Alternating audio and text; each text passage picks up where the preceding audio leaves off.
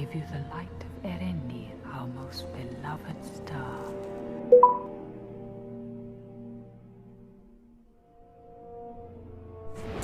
Buen día, queridos istaritos e istaritas que me escuchan. Es un placer muy grande para mí volver a estar aquí con ustedes, un poquito más a tiempo podría decirse, y para leer el capítulo 11 del Silmarillion.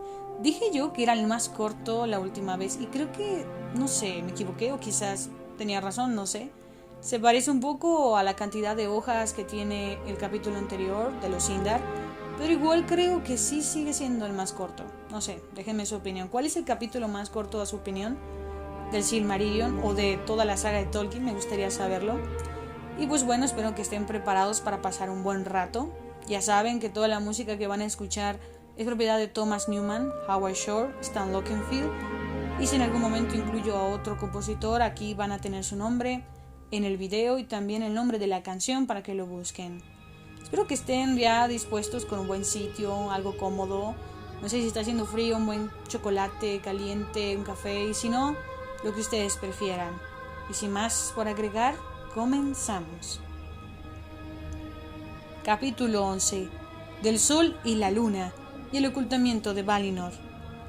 Se cuenta que después de la huida de Melkor, los Valar se quedaron largo tiempo inmóviles, sentados en los tronos del Anillo del Juicio, pero no estuvieron ociosos, como declaró Fëanor en la locura de su corazón, porque los Valar pueden obrar muchas cosas con el pensamiento antes que con las manos, y hablar en silencio entre ellos. Así se mantuvieron en vela en la noche de Valinor y fueron con el pensamiento más allá de ella y llegaron hasta el fin. No obstante, ni el poder ni la sabiduría amortiguaron el dolor y el conocimiento del mal que se manifestaría más tarde, y no lamentaron más la muerte de los árboles que la enajenación de Fëanor. De las obras de Melkor, una de las peores, porque Fëanor, entre todos los hijos de Ilúvatar, era el más poderoso en cuerpo y mente, en valor, en resistencia, en belleza, comprensión, habilidad, fuerza y sutileza, y una llama resplandeciente ardía en él. Solo Manwë alcanzaba a concebir en alguna medida las obras maravillosas que para gloria de Arda podría haber llevado a cabo en otras circunstancias, y dijeron los Vanyar, que vigilaron junto con los Valar, que cuando los mensajeros comunicaron las respuestas de Fëanor a los heraldos, Manwë lloró y agachó la cabeza. Pero ante las últimas palabras de Fëanor, que cuando menos las proezas de los Noldor vivirían por siempre en canciones, levantó la cabeza como quien escucha una voz lejana y dijo: así sea, caras se pagarán estas canciones, pero buena será la compra, pues no hay otro precio. Así pues, como Eru dijo, no antes de concebida llegaría a ella la belleza, y bueno será que haya habido mal. Sin embargo, Mandos dijo: con todo, seguirá siendo el mal. Fëanor no tardará mucho en comparecer ante mí. Pero cuando por fin los Valar se enteraron de que los Noldor habían abandonado realmente a Man y habían vuelto a la Tierra Media, se incorporaron y trabajaron en los remedios que habían pensado y que enderezarían los males de Melkor. Entonces Manwë les pidió a Yavanna y a Niena que manifestaran todos sus poderes de crecimiento y curación, y ellas aplicaron esos poderes a los árboles. Pero las lágrimas de Niena de nada le valieron para curar sus propias y mortales heridas, y por un largo tiempo cantó Yavanna sola en las sombras.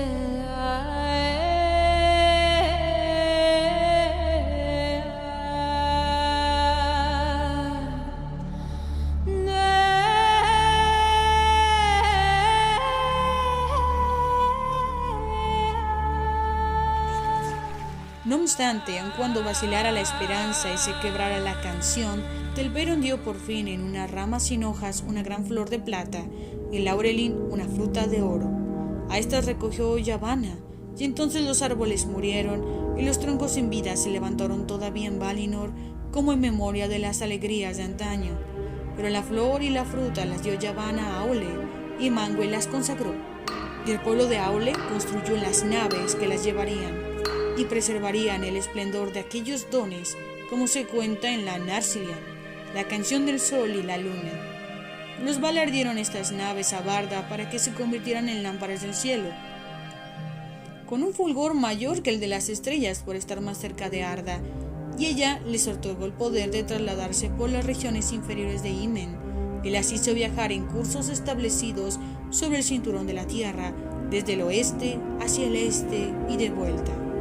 Estas cosas hicieron los Valar, recordando en el crepúsculo la oscuridad de las tierras de Arda, y resolvieron entonces iluminar la Tierra Media y estorbar con luz las acciones de Melkor, porque se acordaron de los Avari, que habían permanecido junto a las aguas en que despertaron, y no querían abandonar por completo a los Noldor en exilio.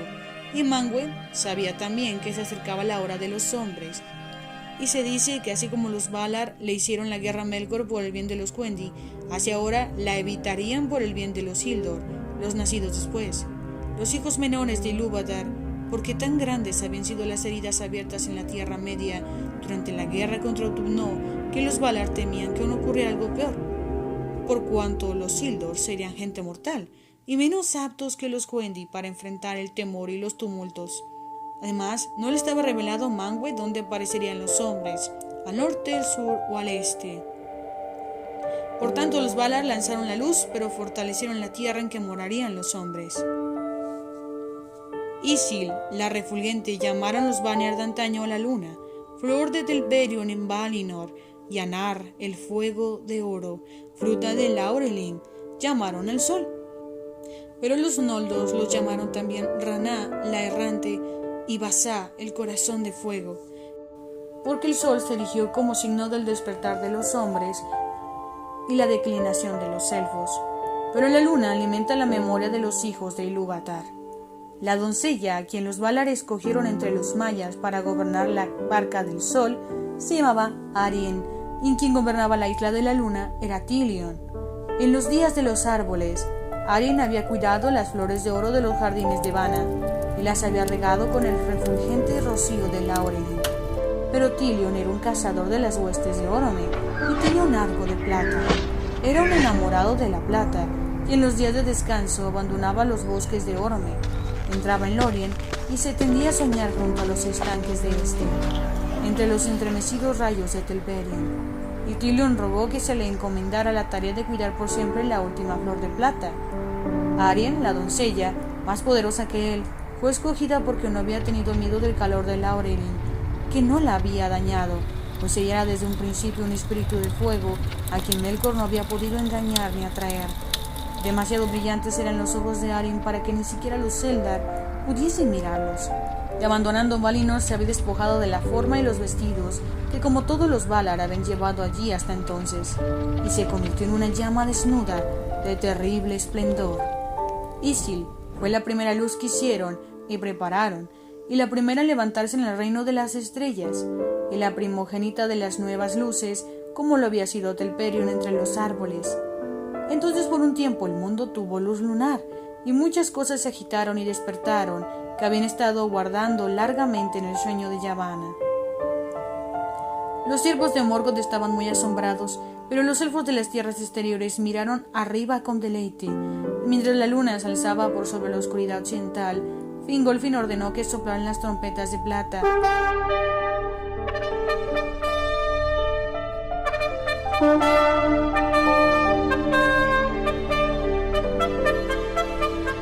E inició su marcha hacia la Tierra Media, y las sombras de las huestes avanzaron delante, negras y largas. Tilion había atravesado el cielo 7 veces y se encontraba en el extremo oriental cuando la barca de Arien estuvo dispuesta. Entonces Anar se levantó en toda su gloria, y el primer amanecer del sol fue como una gran llamarada en las torres de las Pelori. Las nubes de la Tierra Media resplandecieron y se oyó el sonido de muchas cataratas. Entonces, en verdad se afligió Morgoth y descendió a las más hondas profundidades de Akbar, e hizo que los siervos se retirasen, despidiendo una gran emanación y una nube oscura para ocultar sus dominios de la luz de la estrella del día. Decidió entonces Barda que las dos barcas viajaran por Ilmen, siempre en las alturas, pero no juntas. Irían de Valinor hacia el este y luego regresarían partiendo una del oeste mientras la otra volvía del este. Y pues, los 2 primeros nuevos días se midieron de acuerdo con el modo de los árboles. desde la mezcla de las luces cuando Arien y Tilion recorren el cielo, por encima del cinturón de la tierra. Pero Tilion era inconstante y de marcha incierta, y no se atenía al curso designado, e intentaba aproximarse a Arien atraído por aquel esplendor, aunque la llama de Anar lo quemara y la isla de la luna quedara oscurecida. En consecuencia, por causa de la inconstancia de Tilion, y más todavía por los ruegos de Lorien y este, que dijeron que el sueño y el descanso habían quedado eliminados de la tierra y que las estrellas estaban ocultas, Barda cambió de decisión y reservó un tiempo para que en el mundo hubiera todavía luz y sombra. Anar descansó por tanto un rato en Valinor, yaciendo sobre el seno fresco del mar exterior, y al atardecer, la hora de la caída y el descanso del sol, fue la de más luz y alegría en Amán. Pero el sol no tardó en ser arrastrado hacia abajo por los ciervos de Ulmo, y se precipitó entonces deprisa por debajo de la tierra, y se volvió de ese modo invisible en el este, y allí se elevó otra vez, temiendo que la noche fuera larga en exceso, y el mal echara a andar bajo la luna. Pero por obra de Anar, las aguas del mar exterior se hicieron cálidas y resplandecieron como fuego, y Valinor tuvo luz por un rato después de que Arien partiese. Pero mientras viajaba bajo la tierra y hacia el este, el resplandor menguaba, y Valinor se oscurecía, y los Valar se lamentaban entonces como nunca por la muerte de Laurelin.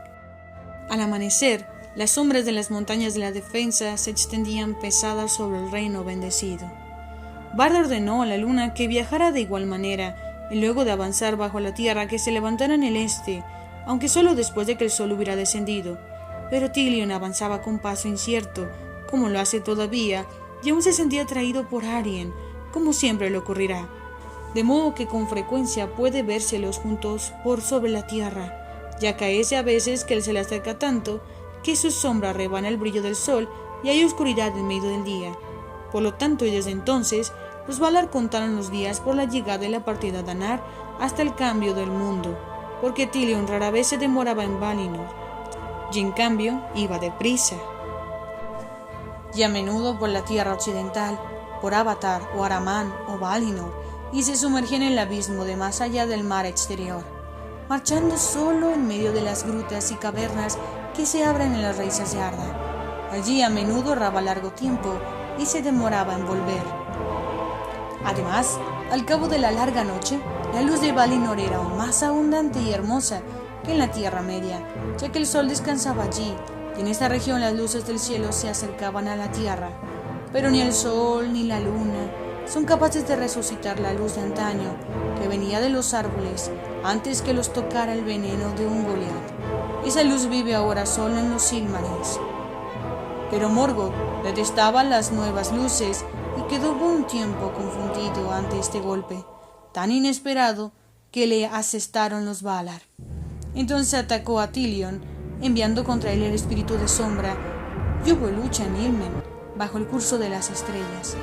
Pero Tilion resultó victorioso, y Morgoth temía a Arien con un gran temor, y no se atrevía a acercársele, porque le faltaba poder, ya que mientras crecía malicia y daba al mal que él mismo concebía forma de engaños y criaturas malignas, el poder pasaba a ellas y se dispersaba, y él estaba cada vez más encadenado a la tierra, y ya no deseaba abandonar las fortalezas oscuras.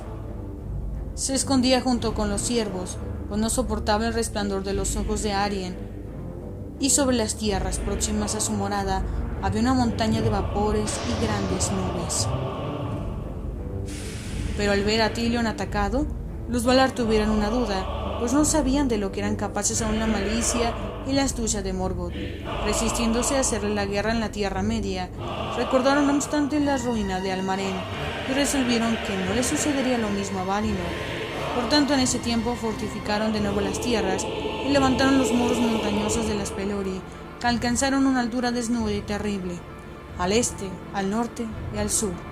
Las laderas exteriores eran oscuras y lisas, sin asidero para el pie ni saliente, y descendían en profundos precipicios de piedra dura como vidrio, y se alzaban como torres coronadas de hielo blanco.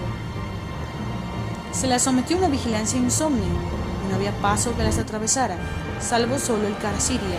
Pero este paso no lo cerraron los Valar, pues los Eldar les eran todavía fieles, y en la ciudad de Tirion, sobre la colina verde, Finarfin gobernaba aún el resto de los Noldor en la profunda hendedura de las montañas. porque la gente de raza élfica, aun los Vanyar e Ingwe, señor de todos ellos, han de respirar a veces el aire exterior y el viento que viene por encima del mar desde las tierras en que nacieron, y los Valar no estaban dispuestos a apartarse por completo de los Teleri, pero en el Carasiria levantaron torres fortificadas y pusieron muchos centinelas, y a sus puertas, en las llanuras de Valmar, acampó un ejército, de modo que ni pájaro, ni bestia, ni elfo, ni hombre, ni ninguna otra criatura que viviera en la Tierra Media podía romper esa alianza. Y también en esos tiempos que los cantos llaman Nurtal Valironeva, el ocultamiento de Valinor, se levantaron las islas encantadas, y en todos los mares de alrededor hubo sombras y desconcierto. Y estas islas se extendieron como una red por los mares sombríos, desde el norte hasta el sur, antes de que quien navega hacia el oeste llegue a Tol Eressëa, la isla solitaria. Difícilmente puede pasar un barco entre ellas, pues las olas rompen de continuo con un suspiro ominoso sobre rocas oscuras amortajadas en nieblas. Y en el crepúsculo, un gran cansancio ganaba a los marineros y abominaban el mar, pero todo el que alguna vez puso pie en las islas quedó allí atrapado y durmió hasta el cambio del mundo. Así fue que, como predijo Mandos en Aramán, el reino bendecido quedó cerrado para los Noldor, y de los muchos mensajeros que en días posteriores navegaron hacia el oeste, ninguno llegó a Valinor, excepto uno, el más poderoso marinero de los cantos.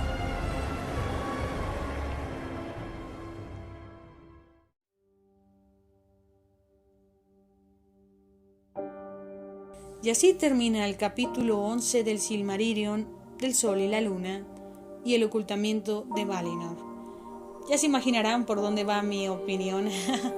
Ciertamente es destacable notar que, así como dijo Fëanor que se quedarían sentados, así se quedaron. Aunque el Silmarillion nos diga que no, vaya a ser que no ocupan moverse para pensar y hablar entre ellos, entonces, ¿por qué la necesidad de que pasara tanta tragedia? Si bien sentados podrían, no sé, viajar de principio a fin en la historia, podrían hablar entre ellos, podrían, no sé, de alguna manera planear algo. ¿Por qué cuando se nos cuenta de Valinor se encuentran inactivos, pero bien inactivos, y no notan a Melkor, no notan lo que está pasando?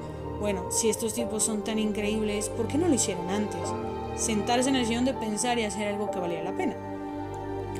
No es que yo tenga un odio absurdo hacia los Valar, pues muchos de ellos merecen mi respeto, como es Ulmo, como es Orome, como es Yavanna en ciertos casos, y como siempre va a ser Aule, porque para mí ellos no cortaron su línea con el mundo. Seguimos viendo, tanto en la caída de Gondolin, como Ulmo se sigue interesando por la Tierra Media. Incluso en la comunidad del Anillo podría atisbarse, quizá, que se sigue preocupando por la Tierra Media y sus criaturas, muy a diferencia del resto de los Valar.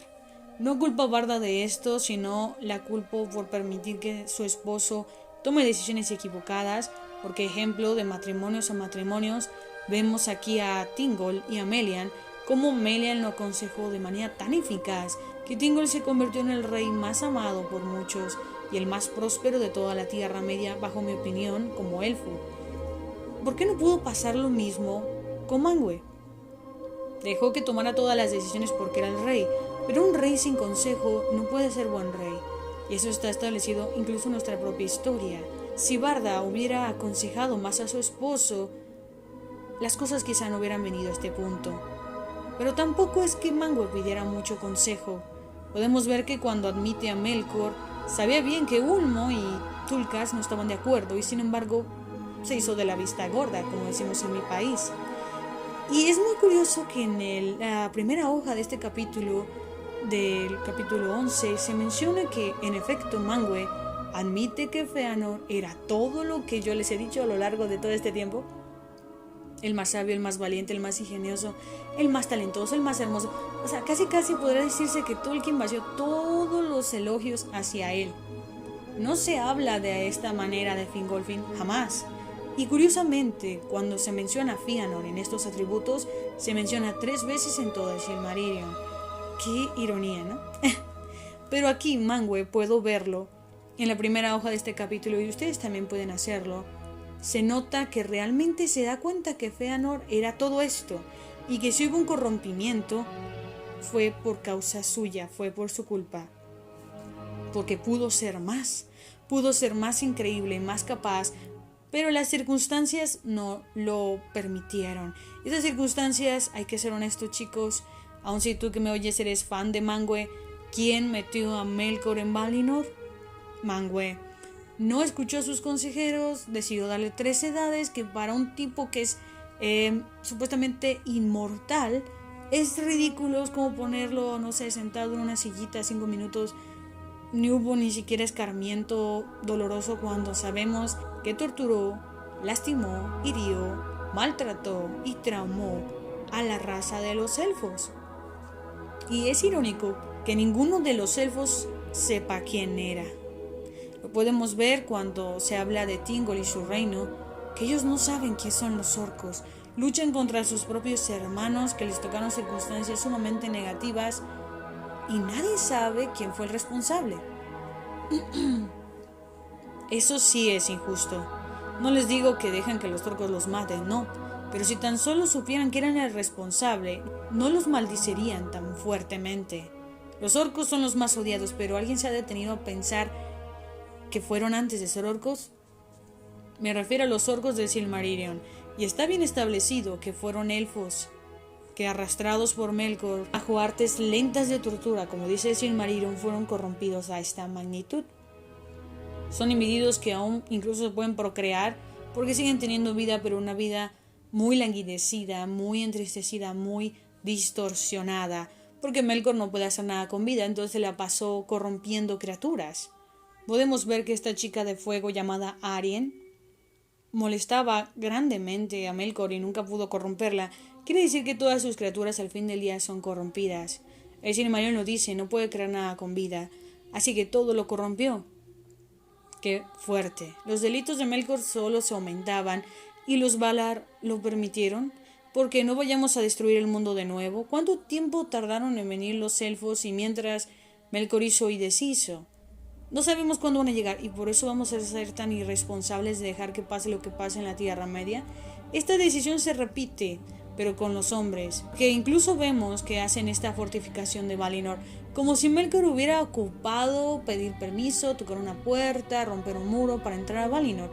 Pasó como Juan por su casa, no por falta de muros, sino por falta de vigilancia, por falta de atención de parte de Manwë y de sus heraldos, podría decirse. Me parece inaudito hasta un cierto punto, pero aquí en la primera página notamos que Manwë en efecto se da cuenta, así yo lo puedo ver, quizá ustedes no lo ven así, pero para mí, dada la psicología del momento, Manwë se está dando cuenta que metió la pata y que gracias a sus acciones que no fueron reparadas en su momento y que Melkor no fue castigado de la forma correcta, Fëanor, la gran estrella de Valinor en cuanto a la raza de los elfos, se perdió para siempre. Y vuelven a repetirlo como un fuego que yacía dentro de él. Este fuego que menciona Fëanor, que dice, tal vez llegue un fuego mayor al que tú sospechas, tiene mucha lógica si lo se ponen a ver.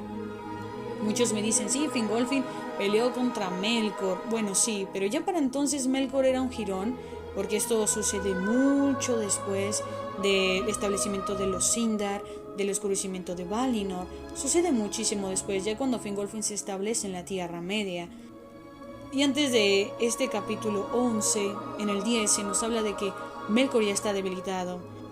Y también en este capítulo 11 de la luna y el sol, se nos habla que ya está tan débil por darle forma y vida a sus criaturas terribles, que ya no es el mismo Valar que, oh wow, qué miedo. Y sin embargo el único elfo hasta la fecha que le cerró la puerta en la cara a Melkor, siendo Melkor el gran poderoso Melkor, fue Fëanor. También pueden decirme, bueno, sí, pero Fingolfin peleó y lo dejó, no sé, malherido de un pie. Peleó con uno. Sí, tal vez, pero sabemos que Melkor ya no era tan fuerte. Incluso con Ungoliant ocupó ayuda de los Balrogs. Lo que quiere decir que ya el poder de Melkor ya era tan pequeño que un Balrog o el conjunto de varios podían de alguna manera superarlo. Y fue justamente de esa manera en la que murió Fëanor, así que su muerte sí tiene mucho mérito. Pero ya, para no alargarme más con el comentario, creo que al final es una romántica historia de lo que podemos apreciar del sol y la luna, las razones de por qué se rigen por calendario solar, como pueden decirse, por el hecho de que el sol se estacionaba, así digámoslo en palabras simples, más en Valinor, y se dirigieron entonces por los días del sol, por el calendario solar, que tiene mucha referencia con el nuestro hoy día. Esta historia de por qué se forman los eclipses, que Tyrion está enamorado de Arryn, sigue siendo algo que para mi gusto es extraordinariamente poético y me encanta. Es un capítulo que sin duda tiene mucha belleza y por esa misma razón es muy admirable para mí.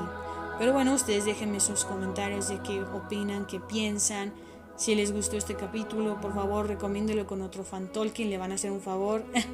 Y aunque yo sé muy bien que hay ciertas cosas que quizá no pronuncio del modo correcto, ya me conocen que mi objetivo es más sumergidos en la historia que en la pronunciación exacta. Para eso, de alguna manera, es mejor que busquen a otra persona más capaz en esa área.